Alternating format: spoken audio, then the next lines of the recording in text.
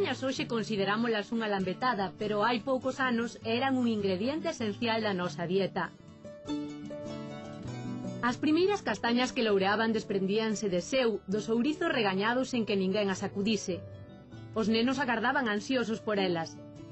Para estas castañas madrugadoras o galego ten varios nomes, entre eles o de castañas degraídas ou desgraídas, porque os ourizos degraen, soltan o gran. Noutros lugares chámanse castañas devagadas ou bagutos, a pesar de que o froito do castiñeiro non é propiamente unha baga típica como a do loureiro ou a do liño. Noutras zonas, estas castañas chámanse destelos, porque caen do ourizo destiladas, como se fosen pingas.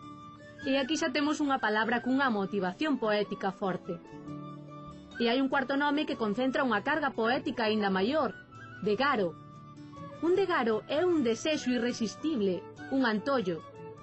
Degaro é da mesma raíz que degarar, debecer ou adoecer por algo.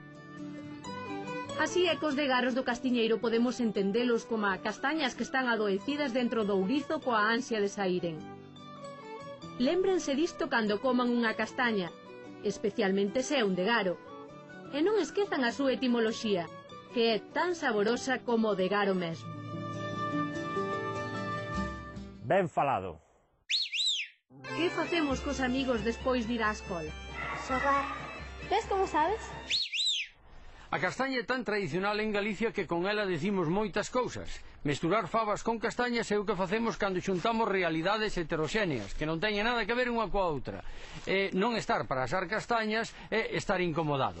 Pero hai un refrán que este ano dicimos moito: a castaña en agosto quere arder e en setembro beber. Ou doutra maneira: agosto claro, boa castaña e bo nabo; agosto nubrado, pouca castaña e nabos furados.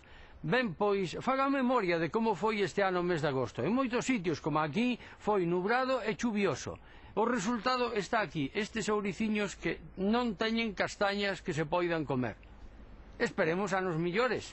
Abur.